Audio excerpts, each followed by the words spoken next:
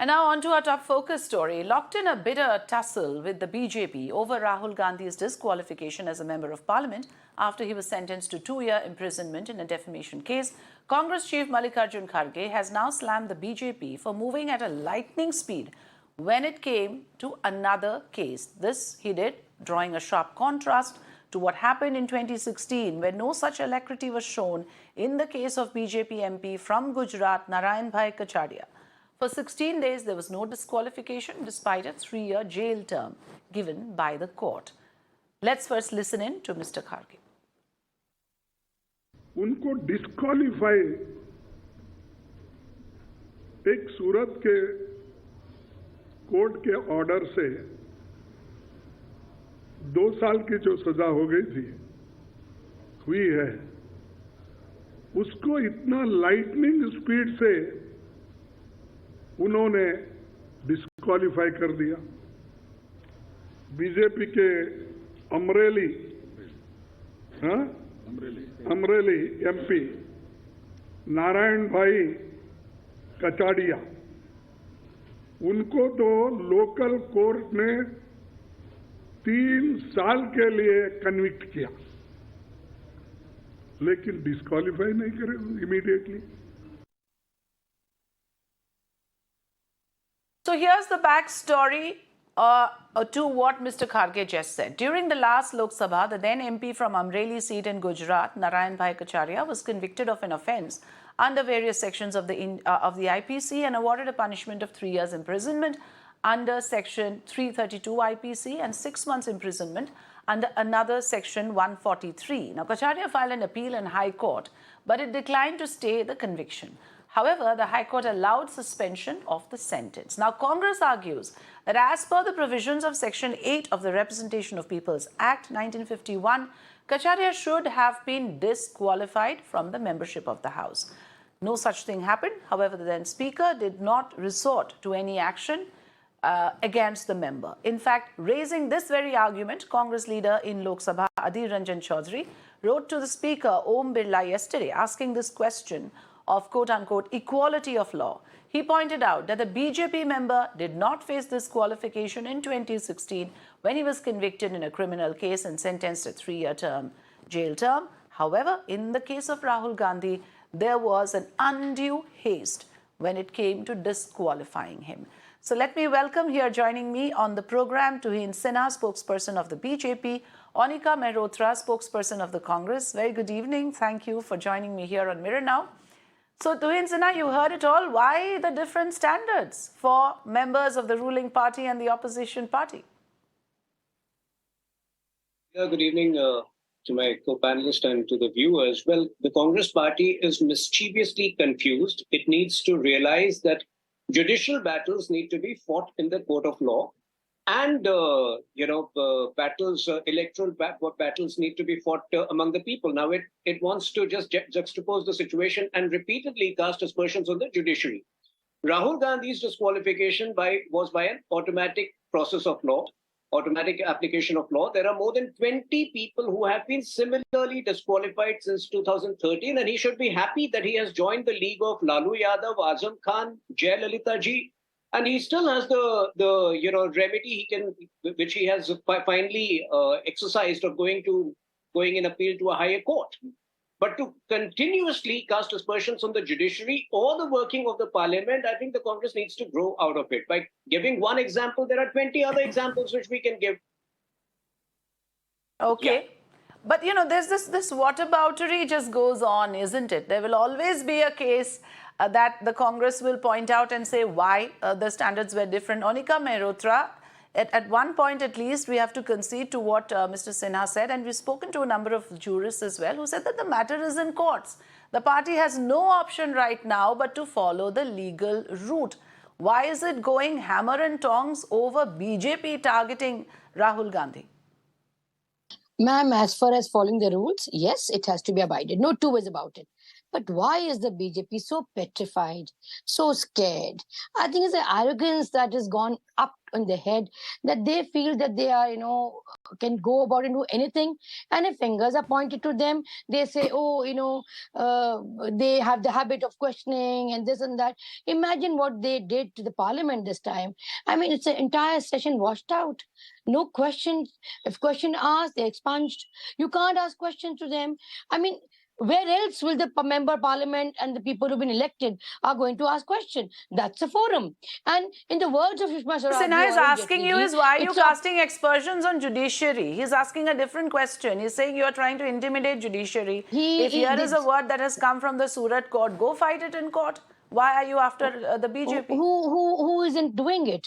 Having said that, but if there are cases where you give leverages to others and cases of conviction for three years, the 16 days passes and you're not bothered to do it, and even if the person gets a relief from the court, you still take time to remove the disqualification. These are the things which are visibly clear as to how BJP targets opposition, how BJP has double standards. Ma'am, it's not the double engine, it's a double standard with the BJP runs the country. Anywhere which you see, if you see at the slogans that they've been doing it, you can go on and on at the gimmicks or the tactics that BJP has been doing for so many years. They stand exposed, and it's high time their spokesperson peep into their conscience also. Is this the way? Agreed, the rules are there to disqualify. Nobody's denying that. But the lightning speed, what was the hurry? So it goes on to say that they actually... No, on the point of lightning speed, Anika Mehrotra, what, experts tell us is that the disqualification is automatic. And thanks to whom that law stands today. Yeah, we know who really insisted that it should be like that.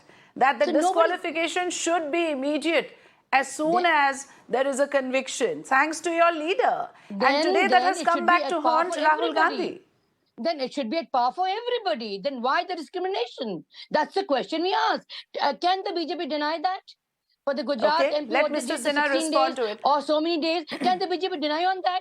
We are not When it comes to disqualification, Mr. Sinha, it seems that the government, the ruling party always has an advantage. Even the jurists we have spoken to, many of them have expressed reservations on the issue of a 2-year term for defamation, very conveniently meeting the requirement for disqualification. But I'm afraid, like the Congress party, you are ending up casting aspersions on the judiciary and the parliament. I'm asking you a question. It's a question asked. So I think let the courts decide this. Rahul Gandhi has the option of appealing to a higher court for a stay, which he did a good 10 or 11 days after the verdict. He could have immediately done it. And that is where I have begun to suspect the lawyers in the Congress party as well. Since the lawyers in the Congress party realize they don't have a political future, they've decided they might as well please Rahul Gandhi. No, but why don't you answer on why, in the case of the BJP MP from Gujarat, it took that long? There was careful consideration, enough time taken. So why the disqualification? Why so? Let's have an answer to that, Mr. Sinha. Let's have an answer to that. On a case-to-case basis, since I'm not a member of parliament, I would not have the right idea, but I have given you 20 other examples. The point is, when they talk about the lightning speed of the judiciary, let me remind you that of the Lok Sabha Secretariat to issue the disqualification notice. Not so much. That is the argument I think that the Congress is making. How does it matter whether it was why doesn't it matter, or a couple of days later? Point is that over here the moot point should be Rahul Gandhi should be embarrassed of the comments which he made. There should have been an apology. Actually, you guys was not there. Okay. And secondly, let me also call out the Congress chicanery. On 2nd February, it is out on public domain. Mr. Kharge had very categorically said that on the Adani issue, we will not be satisfied till either you initiate a JPC or you appoint a Supreme Court monitored panel is appointed. Now, a Supreme Court monitored panel has already been appointed by the Supreme Court. They're carrying out the initial inquiry. Why can't they wait? Again, they are casting aspersions on the judiciary by default. I will let Ms. Mehrotra respond on that point, because you have also raised the issue of apology. Now, in the comparison that is being drawn, the MP in question tendered an apology. Rahul Gandhi refuses to do so. Can you tell us, Anika Mehrotra, that, what exactly is it? You're not really in very strong grounds politically, Mr. Gandhi should be aware what is damaging for him. Obviously, the BJP is going to now use the OBC card against him. It is already doing it. And then to say, well, I will not apologize, I am not Savarkar. Again, another statement that has only damaged the Congress party. Today, the NCP and your ally in Maharashtra, the Uddhav Sena, is in an awkward position. They are forced to denounce Rahul Gandhi. So you see, BJP has sadly mistaken that Congress is not on a strong footing. That's exactly why they're worried, because they're worried that the Bharat Jodo Yatra and the move that we did, just imagine these people walking even 1 kilometer, 4,000 kilometers, ma'am, 12 states and 2 union territories, right? And you've seen people connecting with the issues. That got the ball rolling actually, and that is what troubled them. A. B, the questions clearly specifically asked by Mr. Rahul Gandhi in the parliament. No answers to that. I mean, if you don't answer, if you ask questions, you are not, you get all these things, a case which was taken a stay by the person himself, and then suddenly realizes, no, I want to evacuate the stay, I want to get the case expedited, and within 2-3 days, everything is done. So look at the time plan that they work on. So this is what they stand exposed, and that is why they always come with a garb, a cover up, either the judiciary or something else. They'll always fall back on something which they know that is that correct that the BJP is rattled after the Bharat Jodo Yatra because there was tremendous connect from across the country? The argument here is there was a careful strategy to remove any semblance of opposition leader, clip the wings of the Congress party, disempower them, whatever way possible before 2024. Well, let me first of all tell and on you the same breath, let Mr. Sinha respond. Very categorically tell you that Rahul Gandhi is not a liability for us. He's a liability for the Congress party. So we don't gain anything if then he's not a member of the parliament. Rahul Gandhi? The Bharat Jodo is let not Mr. Sinha respond. Let's hear each other out. Bharat Jodo Yatra, you can gauge the success of the Bharat Jodo Yatra by the number of exits which continue to happen from the Congress party, high profile exits every day till now. So let them live in the illusion of the Bharat Jodo Yatra where Rahul Gandhi was hobnobbing with Father Ponappa, Rijil Makuti, and all the anti-India forces cannot intimidate or cannot. Why should that rattle us? We are happy you take out more yatras. We'll be happier because every time, if you look at there was a poll survey done by another channel before the yatra and post that, and BJP support base has grown by a good, BJP's acceptance has grown by a good 10% during the course of the yatra. So you take out more Bharat Jodo Yatras, we'll be very happy. Anika Mehrotra, respond. BJP is saying you're kidding yourself. Rahul Gandhi is no threat for the BJP. It is, in fact, a liability for the Congress party itself. He's punching above his weight when he's making these statements. Your response, ma'am. Go ahead. BJP is under a tremendous jolt that they have seen after the Bharat Jodo Yatra, ma'am. They keep denying the fact it suits us. Makes no difference to us. He said, why are the people leaving the Congress party? Why are you taking it, may I ask? If they are so bad, if they're not worth it, you are pampering them. Now at this juncture, you have specifically targeted Sindhya ji and Ghulam Nabi Azad ji. Why, may I ask? Usse pehle Ravi Prashad. So you have a series of plans as to how to target Congress. You're actually scared. Gentlemen, please understand that you're petrified of the Congress, and that is why your target remains Congress. You keep talking about corruption, and on the same breath, you protect Modi ji. So how can the people of this country believe what the Prime Minister said today at his Sapna Divas? Imagine he's talking about corruption. Zero tolerance. My dear friend, 6 days, your Karnataka MLA son is not even found by the police.